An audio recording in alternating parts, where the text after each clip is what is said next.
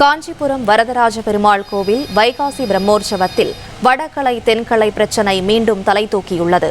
கங்கை கொண்டான் மண்டபத்தில் மண்டகப்படி கண்டருளிய போது பெருமாளின் முன்பு பாடல்கள் பாடுவதில் இரு பிரிவினரிடையே பிரச்சினை ஏற்பட்டுள்ளது. கூடுதல் விவரங்களை செய்தியாளர் ஸ்ரீராம் வழங்க கேட்கலாம். ஸ்ரீராம், வணக்கம். மேலும் விவரங்களை சொல்லுங்க. கோவில் நகர் என்று அழைக்கப்படும் காஞ்சி மாநகரில் வைகாசி மாதத்தில் பிரம்மோற்சவம் நேற்று கொடியேற்றத்துடன் வரதராஜ பெருமாள் கோவில் தொடங்கியது.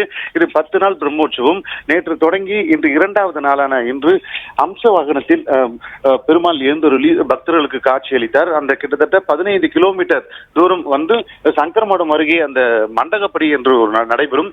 அப்பொழுது திவ்ய பிரபஞ்சம் மற்றும் பாடல்கள் பாடுபடும். இதழில் வடகலை மற்றும் தென்கலை அவ்வப்போது ஆண்டுதோறும் நடைபெறக்கூடிய இந்த திருவிழாவின் போது அவ்வப்போது இந்த மாறி மாறி சண்டையிட்டுக் கொள்வார்கள். இதற்காகவே போலீசார் பாதுகாப்பு பணியில் ஈடுபடுவார்கள். இந்த பாடக்கூடாது என நீதிமன்றத்தில் ஏற்கனவே வழக்கு தொடுக்கப்பட்டு அதன் பின்பாக சமரச முயற்சியின் காரணமாக ஒருவர் பின் ஒருவர் பாடலாம் என்று தெரிவித்தனர்.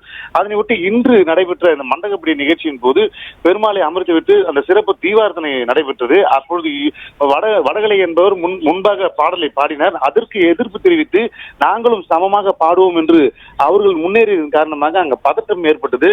அதன் பின்பாக வாக்குவாதம் ஏற்பட்டு ஒருவருக்கு ஒருவர் தள்ளி கொண்டனர்.